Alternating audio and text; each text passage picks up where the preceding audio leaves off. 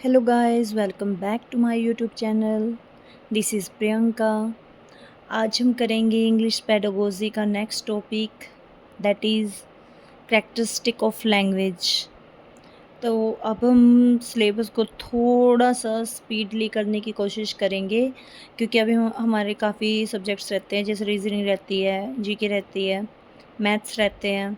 तो फिर हम उनको कंटिन्यूसली करेंगे। पहले हम इन दो सीडीपी के और इंग्लिश पेडागोजी को ख़त्म कर देते हैं। साइड बाय साइड हम इंग्लिश ग्रामर और हिंदी ग्रामर की क्लासेस लेना भी शुरू करेंगे। ठीक है जी, चलो शुरू करते हैं आज का टॉपिक। कैरेक्टरिस्टिक ऑफ लैंग्वेज या नेचर ऑफ लैंग्वेज भी बोल देते हैं, फीचर्स ऑफ लैंग्वेज भी बोल देते हैं। तो एक लैंग्वेज के क्या क्या फीचर्स होते हैं, क्या कैरेक्टरिस्टिक होती हैं। तो सबसे पहला पॉइंट है, लैंग्वेज इज़ लर्नड। लैंग्वेज को सिखाया जाता है। इसका मतलब क्या है, लैंग्वेज इज़ लर्नड, लैंग्वेज को सिखाया जाता है। तो सबसे पहले लैंग्वेज को जब सिखाते हैं तो लैंग्वेज की जो हमारे स्टेजेस होते हैं ना, किसकी लैंग्वेज डेवलपमेंट की जो स्टेजेस होती हैं वो हमारी कौन कौन सी होती है, हमने पढ़ रखा है। सबसे पहले जब बच्चा पैदा होता है, जब बच्चे का बर्थ होता है तो सबसे पहले बच्चा क्या करता है, क्राइंग करता है। सबसे पहले बच्चा रोता है, यानी जो सबसे पहले फर्स्ट लैंग्वेज होती है बच्चे की वो क्या होती है, साइन लैंग्वेज होती है, दैट इज़ क्राइंग। ठीक है। नेक्स्ट जो हमारी लैंग्वेज होती है बच्चे की, वो जब बच्चा 6 वीक का हो जाता है, यानी कि लगभग 1 महीने का हो जाता है, तब बच्चा कूइंग करना स्टार्ट कर देता है, यानी कि कूकना स्टार्ट कर देता है। कूकना में क्या है, जैसे वोवल्स यूज़ करना करना शुरू कर देता है, वो ऊ आ ऐसे, तो कूइंग करना शुरू कर देता है 6 वीक का बच्चा। फिर नेक्स्ट हमारी जो स्टेज होती है वो होती है बैबलिंग। Babbling stage. अब बैबलिंग स्टेज कब आती है, बैबलिंग स्टेज आती है हमारी 6 मंथ्स की स्टेज। 6 मंथ्स की स्टेज में, बैबलिंग स्टेज में बच्चा क्या करता है, वो ऐसे मतलब वोवल्स और कॉन्सोनेंट्स का कॉम्बिनेशन बोलने लग जाता है, बा मा पा ऐसे, उसका कॉम्बिनेशन बोलने लग जाता है, बैबलिंग करना शुरू कर देता है। फिर उसके बाद 1 से 1.5 साल तक का बच्चा, यानी कि 12 महीने से 18 महीने तक का बच्चा 1 वर्ड बोलने लग जाता है। 1 साल में बच्चा कितने वर्ड बोलता है, 3 वर्ड्स बोलता है। जो प्रोफेसर स्मिथ थे उन्होंने क्या बोला था कि जो हमारे बच्चा है 1 साल का 3 शब्द बोलता है, और 2 साल का जो बच्चा होता है वो 272 शब्द बोलता होता है। 3 साल का बच्चा 900+ कुछ शब्द बोलता होता है, और 4 ईयर का बच्चा को 1600+ शब्द बोलता है। और जो 5 साल का बच्चा होता है वो लगभग 2072 शब्द कुछ बोलता है। ये प्रोफेसर स्मिथ ने बताया था। तो आगे हम बात करते हैं, बच्चा 2 साल का बच्चा क्या करता है, 2 वर्ड बोलना शुरू कर देता है, और 2 साल से ज़्यादा का बच्चा लॉन्गर यूटेंसिस बोलने लग जाता है। तो जो 2 साल का बच्चा है वो 2 वर्ड क्या क्या बोलता है, जैसे मम्मी खाना, मम्मी पानी, ऐसे 2 वर्ड बोलने लग जाता है। तो ये बच्चे को लैंग्वेज सिखाई जाती है। पहले वो कूइंग करता है, कूइंग में वो वोवल्स बोलता है, जैसे ऊ आ ऐसे। फिर वो बैबलिंग करता है, बा मा पा ऐसे। ठीक है। फिर वो क्या करता है, वन वर्ड सब्स्टिट्यूशन करता है। फिर 2 साल का बच्चा क्या करता है, मतलब वो फ्रेजेस बोलने लग जाता है, मम्मी खाना, मम्मी पानी ऐसे। ठीक है। तो सबसे लैंग्वेज को क्या किया जाता है, लैंग्वेज को सिखाया जाता है। और बच्चा जो लैंग्वेज सीखता है वो कैसे सीखता है, वो इमिटेशन और प्रैक्टिस के थ्रू सीखता है बच्चा। जब मैं बार बार यही बात बताती हूँ कि जब भी बच्चा लैंग्वेज सीखता है तो वो अपने जो उसके नियर बाय, जो आस-पास वाले, जो उसके फैमिली मेंबर्स होते हैं, जो नेबर्स होते हैं, उनको वो क्या करता है, इमिटेट करता है। उनको वो इमिटेट करके वो क्या करता है, वो उस चीज़ को मतलब सीखता है। और जो पहले वो इमिटेशन करता है, फिर वो उसकी प्रैक्टिस करता है, बार-बार उस चीज़ को बोलता है, तो ऐसे करके वो लैंग्वेज को क्या कर जाता है, सीख जाता है। तो नेक्स्ट हमारा पॉइंट है, लैंग्वेज इज़ सिस्टम। अब हमें पता है कि हर एक लैंग्वेज का एक सिस्टम होता है ना। अब जैसे हर एक लैंग्वेज के अपनी खुद की साउंड्स होती हैं, खुद के वर्ड्स होते हैं, खुद की स्ट्रक्चर होती है। अब इसका क्या मतलब है, लैंग्वेज हमारा सिस्टम है। अब जैसे देखो, जैसे मैंने बोला कि हिंदी में होता है पेड़, ठीक है, इंग्लिश में क्या होता है, ट्री। तो हर एक लैंग्वेज की अपनी और लैंग्वेज, पंजाबी में, उर्दू में, और लैंग्वेज में कुछ और होगा।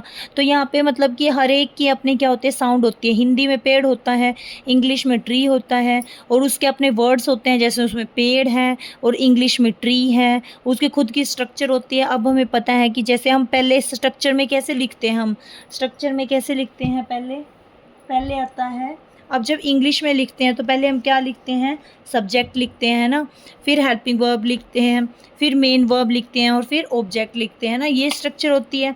जैसे ही इज़ रीडिंग, जैसे इसमें मैंने एग्जांपल लिया हुआ है he is reading a book, जैसे एक एग्जांपल लिखा हुआ है he is reading a book, he is reading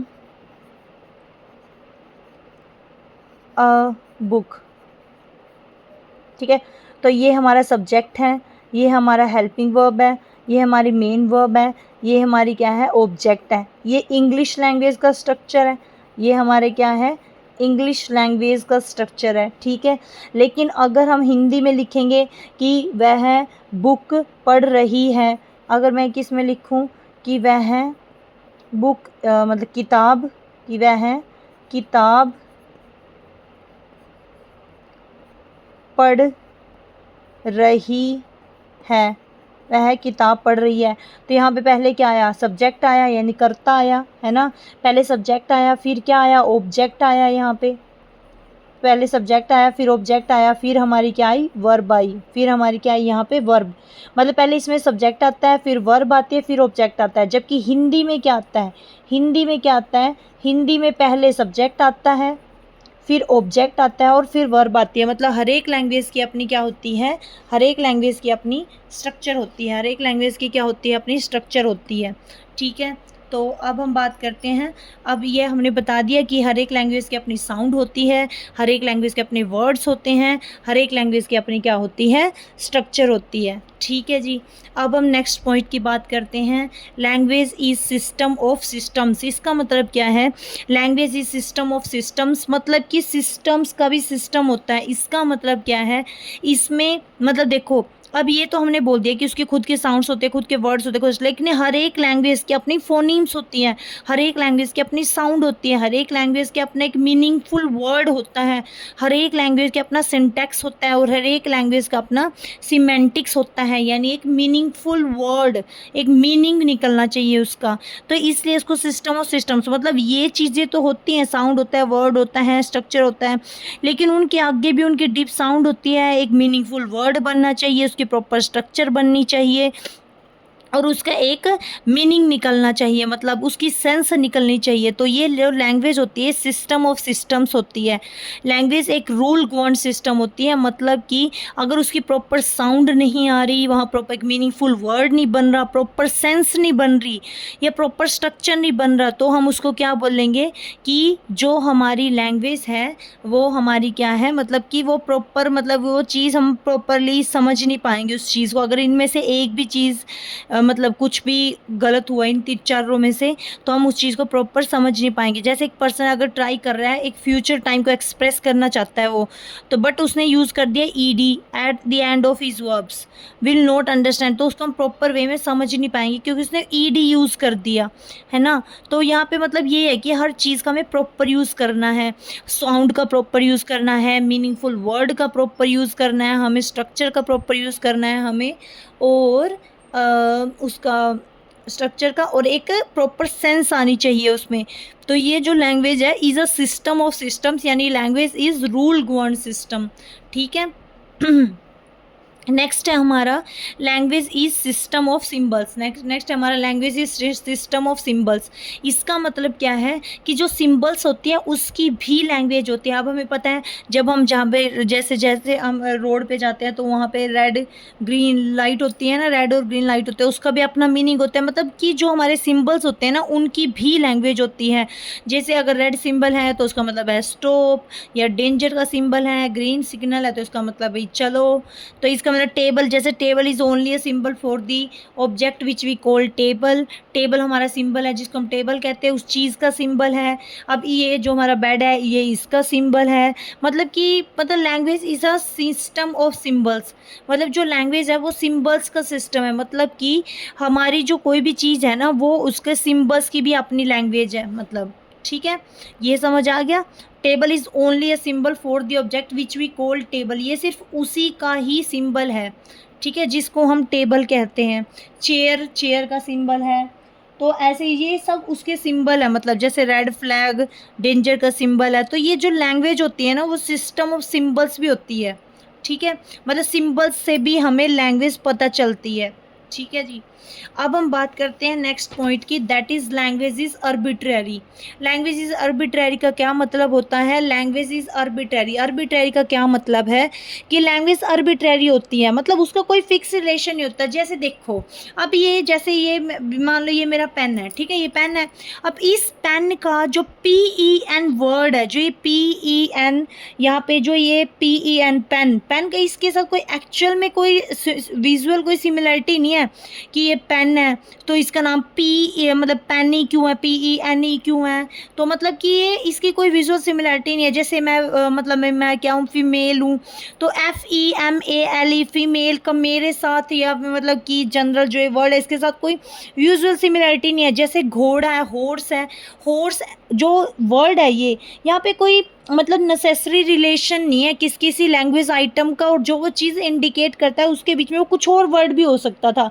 घोड़े को हम जो घोड़ा, वो जो रियल में घोड़ा है और उसको जो उसका नेम है हॉर्स, उसको उसके साथ कोई विजुअल सिमिलरिटी नहीं है, कोई लिंक नहीं है, मतलब कि यहाँ पे कोई रिलेशन नहीं है, बस हमने उसका एक नाम रख दिया। वैसे इस लैंग्वेज अर्बिट्ररी है कि किसी का कोई भी नाम हो सकता था, वो तो बस हमने उसका नाम रख दिया तो वही चला रहा है, उसके बीच में कोई लिंक नहीं है, कोई रिलेशन नहीं है उसकी एक्चुअली उस चीज़ के बीच में और उसके खुद के। जैसे हॉर्स घोड़ा है तो हॉर्स HORSE हॉर्स का उस जो रियल में हॉर्स है उसके साथ कोई लिंक नहीं है कोई, इसलिए कहते हैं लैंग्वेज अर्बिट्ररी, उसका नाम कुछ भी हो सकता था, वो तो बस हमने ऐसे ही रख दिया।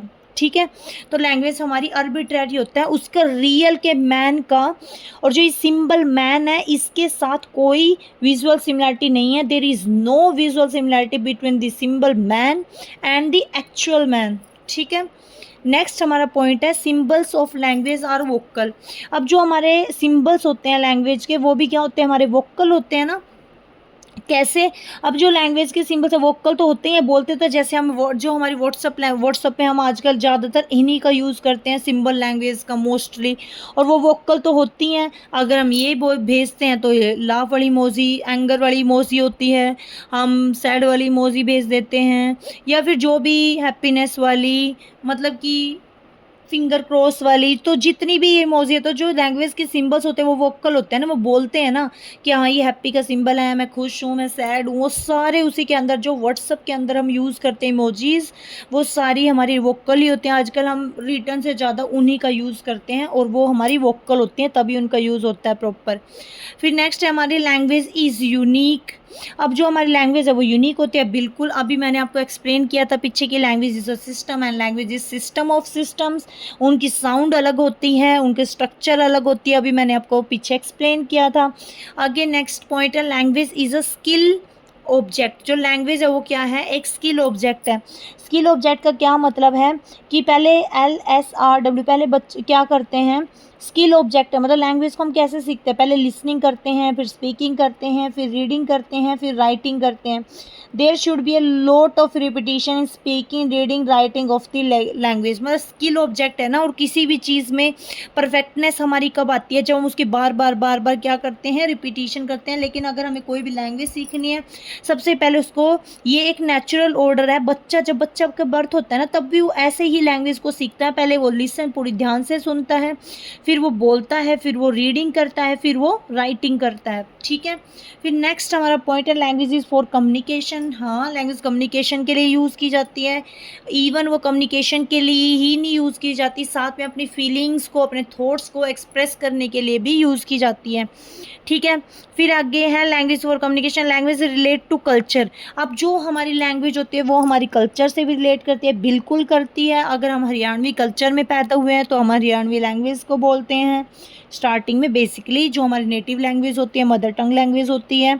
अगर हम पंजाबी कल्चर में पैदा हो तो हमें पंजाबी हमारी नेटिव लैंग्वेज होती है। तो हमारी जो लैंग्वेज है वो कल्चर से भी रिलेट करती है, बिल्कुल करती है।